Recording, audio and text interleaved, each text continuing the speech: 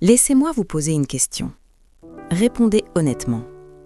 Si je vous donnais le choix, là, tout de suite, entre recevoir 3 millions de dollars en liquide, maintenant, ou recevoir un seul petit centime, juste un centime, mais dont la valeur double chaque jour pendant 31 jours. Lequel choisissez-vous? Votre cerveau crie « Prends les 3 millions », n'est-ce pas? C'est immédiat, c'est massif. Mais c'est le mauvais choix, c'est le piège de la matière. Faisons le calcul. Au jour 5, votre centime ne vaut que 16 centimes. Vous vous sentez ridicule face aux 3 millions. Au jour 20, il ne vaut que 5 000 dollars. Vous regrettez amèrement votre choix. Mais attendez, la magie opère à la fin. Au 31e jour, ce petit centime qui double devient 10 737 000 dollars, plus de 3 fois la somme initiale. C'est ça, l'effet cumulé. Des résultats massifs qui viennent de petits choix insignifiants, mais répétés avec une constance absolue. Regardons cela dans la vraie vie avec l'histoire de 3 amis, Laurent, Simon et Bruno.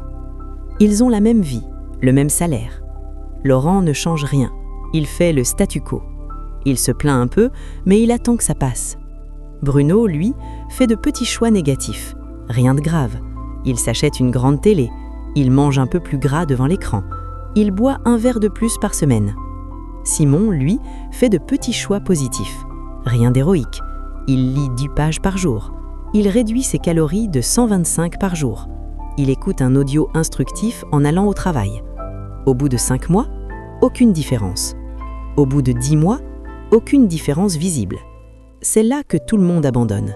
C'est la vallée de la mort. On ne voit rien, alors on arrête.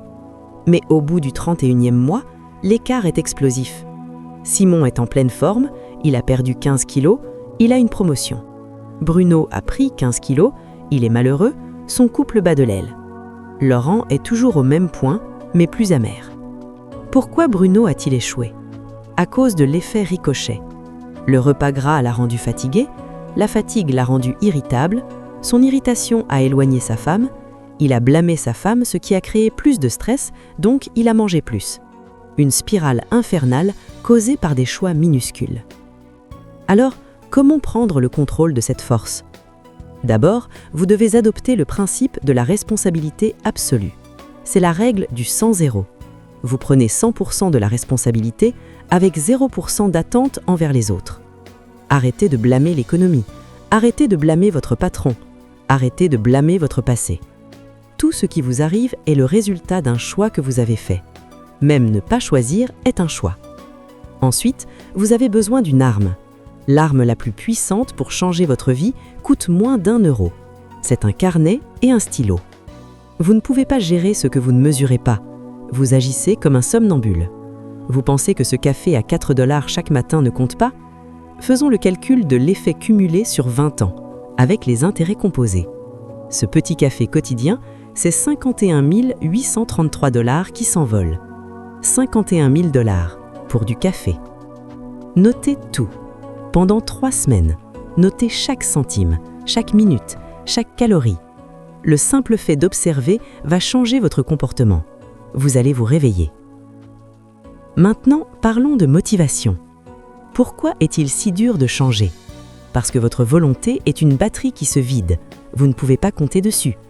Pour tenir sur la durée, il vous faut un pourquoi. Imaginez une planche de 10 mètres posée sur le sol. Si je vous donne 20 $, vous marchez dessus. Bien sûr, c'est facile. Maintenant, je mets cette planche entre 2 immeubles de 100 étages. Il y a du vent, le vide est terrifiant. Je vous donne 20 $. Vous y allez? Jamais de la vie. Mais si l'immeuble d'en face est en feu et que votre enfant est là-bas, terrorisé par les flammes, la planche est le seul moyen de le sauver. Est-ce que vous traversez? Oui, immédiatement, avec ou sans les 20 $. Le risque est le même, la planche est la même, mais le pourquoi a changé. Si vous n'arrivez pas à changer vos habitudes, c'est que votre pourquoi n'est pas assez fort. Trouvez ce qui vous brûle les tripes. C'est la seule façon de vaincre le désir de gratification immédiate. Une fois que vous avez commencé, une nouvelle loi physique entre en jeu. L'élan. C'est comme un tourniquet dans un parc d'enfants. Le pousser au début demande un effort énorme. Vous transpirez, Vous poussez de toutes vos forces et il bouge à peine. C'est le décollage de la fusée. La fusée brûle 80% de son carburant juste pour quitter le sol. Mais une fois que le tourniquet tourne, une fois que la fusée est en orbite, il suffit d'une petite pichenette pour maintenir la vitesse. C'est ça, la routine. Regardez les athlètes olympiques comme Michael Phelps, regardez les CEO de Apple. Ils ne font pas des efforts surhumains tous les jours, ils ont créé un élan. Ils ont des routines si solides que le succès devient automatique. Ils ne négocient pas avec eux-mêmes. Si vous voulez réussir, vous devez délimiter vos journées. Créer une routine du matin inviolable, pas de téléphone, de la lecture, du sport, de la planification. Créer une routine du soir pour faire les comptes. C'est ennuyeux? Peut-être, mais c'est la différence entre les amateurs et les pros. En conclusion, voici la réalité brutale.